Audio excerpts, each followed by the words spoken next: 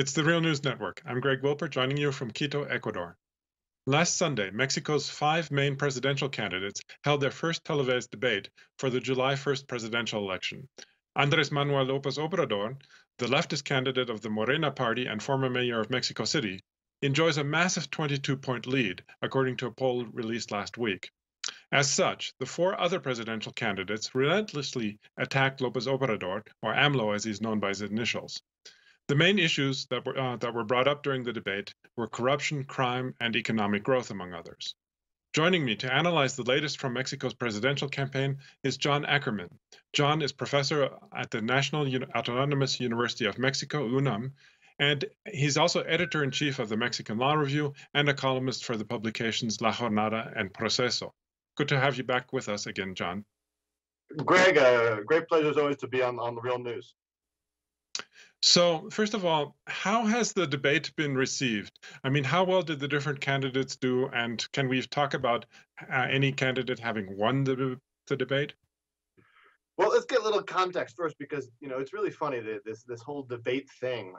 Historically, debates were not the center of the political campaigns. It was more about, it still is in many ways about campaign stops, visiting public meetings, more close contact with Mexican people. In the recent elections, the Mexican electoral system has become more Americanized.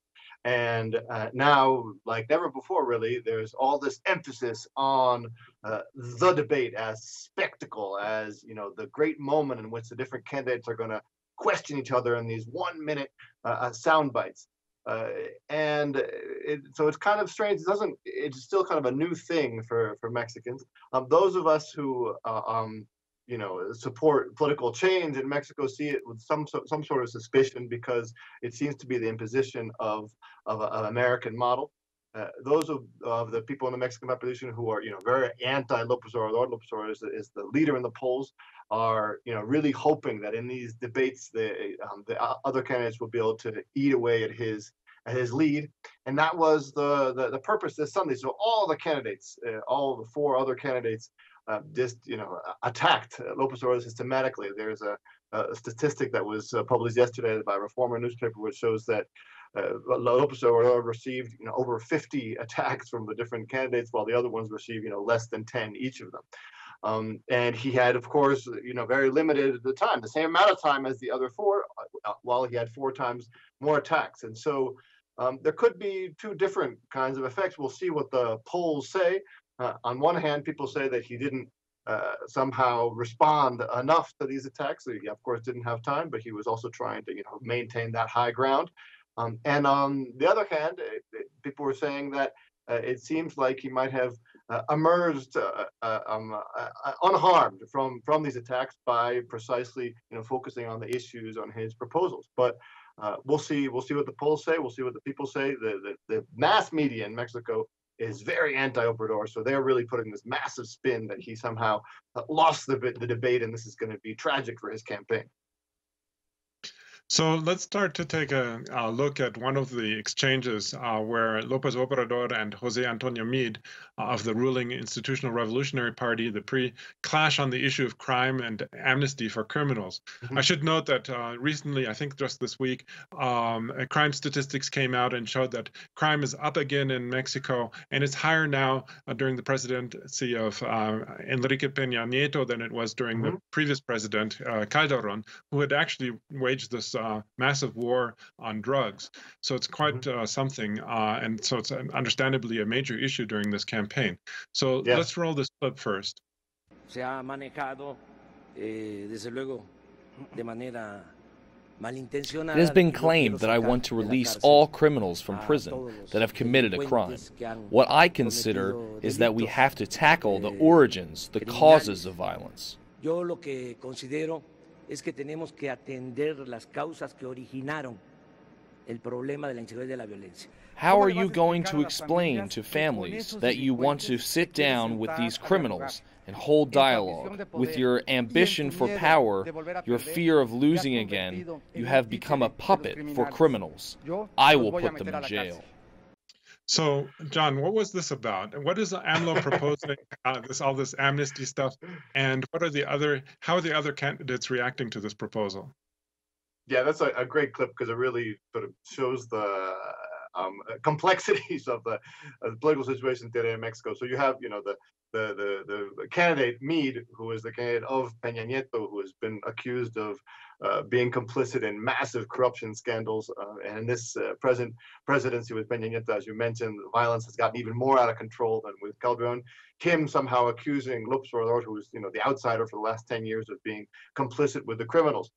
So that's a sort of really crazy, at least from a Mexican point of view, and it's hard to believe that statement on Meade's point. Now, with respect to Lopez Obrador, he's mentioned the word amnesty. He hasn't been particularly clear about what this means. I think intentionally so. What he's trying to do is sort of introduce into the discussion a different framework, basically. For the last 12 years, Calderon and Peña Nieto have been following slavishly the orders of Washington, basically, to carry out this aggressive, violent, militarized drug war, which has ended up turning Mexico into a bloodbath. 250,000 dead over the last 12 years, over 35,000 disappeared, and the drugs keep flowing, and there's not actually progress on either in Mexico in terms of law enforcement or in the United States in terms of stopping the drugs. So what Lopez Obrador is saying, let's change the discussion. Instead of talking about war, let's talk about peace. And if you talk about peace, how are we going to get there? Obviously, this means that we need to, instead of fighting fire with fire, we need to start to think about different strategies for reincorporating, for instance, the youth, the peasants of Mexico, who have been entangled in this network of narco violence.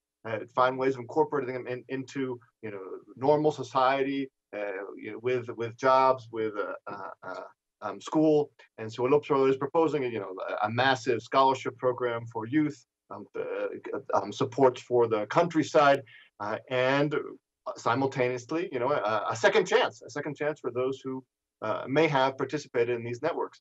And of course, Meade and Anaya and the people who are very heavily invested in the present system are saying that this means he wants to negotiate with the criminals, let them out of jail, and create even more chaos and violence, when it's actually the opposite. The idea is to end the chaos and violence that we're in today and try to transit towards a different status quo, a different equilibrium. So another issue that came up a lot during the debate is the issue of corruption. And the conservative candidate at one point, Ricardo Anaya, accused AMLO of being corrupt himself. How can he do that? And on what basis is he making that kind of an accusation? And what are AMLO's proposals for dealing with the issue itself, since he's raised it himself as one of his main campaign issues? Yes, they're desperately trying to make Lopez Obrador appear as if he's another politician, just like the rest of them, for instance, who are corrupt and immersed in profound corruption scandals.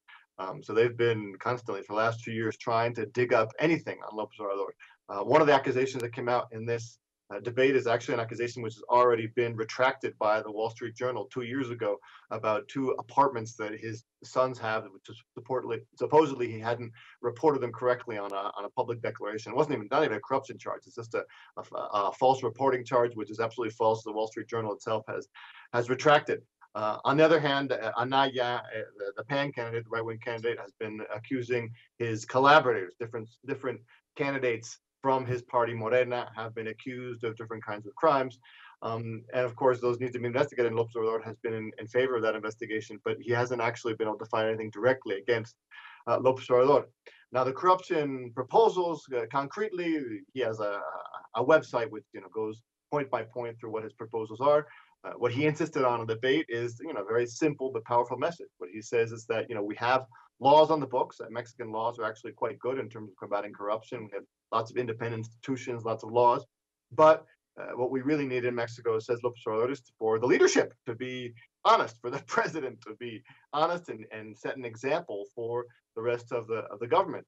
And this is criticized as being simplistic, but it's actually true. It's actually where he's emphasizing. So, for instance, he wants to review also the contracts for this mega airport project. He wants to look at the contracts for the petroleum contracts, which have been doled out by Peña Nieto the last few years, to see if they're actually honest and clear contracts, or whether there was some sort of corruption or insider dealing.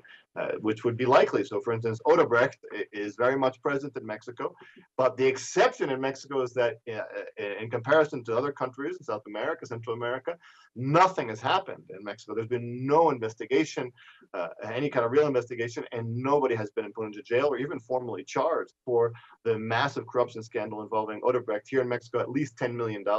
So turning to the issue of the economy, actually, I mean, it's Lopez Obrador actually in his debate also related to the economy, pointing out that the Mexican economy has hardly grown, if not at all, during the last 30 years, and so it's no surprise that with growing crime, with growing poverty, that there would be also growing crime. But what are the different proposals, particularly of the two frontrunners, that is of AMLO, and the other frontrunner right now it seems to be is the conservative candidate Ricardo Anaya? What are their respective proposals on addressing the issue of economic growth? Yeah, we have to understand Mexico and Colombia, of course, are the only two countries in Latin America who have had absolutely no change or experimentation with alternative economic strategies since the 80s. We are still stuck in the Washington consensus of the 80s, of the neoliberal reforms of the 80s for the last 30 years. There's been no change in economic policy. In fact, it's gotten worse. And, the neoliberal pro-market reforms have it's become increasingly clear in Mexico that these are not actually pro-market reforms, but actually pro-monopoly reforms in terms of empowering a very strong oligarchic class in Mexico. 18 families own 60% of the national wealth in Mexico. And so, what Anaya and Meade propose is, continuing on the same route. They've been, Meade was foreign minister even, and he was, very gung-ho about these so-called structural reforms for privatizing Pemex, the oil company, cutting out protections for labor. That has already happened. There's a labor reform about 5 years ago. Now they want to have another labor reform to continue to eliminate the rights of workers in Mexico, so-called educational reform, which is basically, sort of a U.S. model test-based neoliberal project. And so, what Lopez Obrador is proposing is, well, let's get back to basics. He doesn't want to close off the border or have an insular strategy, but he wants to, taking account the fact that there's, a global economy, trying to make sure that global economy works for Mexicans, that actually helps increase salaries and strengthens the local and the national market. He's not even against NAFTA, actually. He has not come out against NAFTA, but he's in favor of making NAFTA work for the Mexican people. And he says that would also make NAFTA work better for the American people in the United States. He's even, in his speeches in the United States, tried to address directly the base of the Trump voters, saying that Trump is fooling them in terms of blaming the Mexicans. The real problem is the distribution of wealth, and they themselves would be benefited by a more just economy in North America. Okay. Well, unfortunately, that's all we have time for today, but we'll definitely come back to you again as the campaign develops almost on a weekly basis. I was speaking to John Ackerman, professor at the National Autonomous University of Mexico. Thanks again, John, for having joined us today. Thank you, Greg. A pleasure as always. Saludos hasta Quito. Okay. And thank you for joining the Real News Network.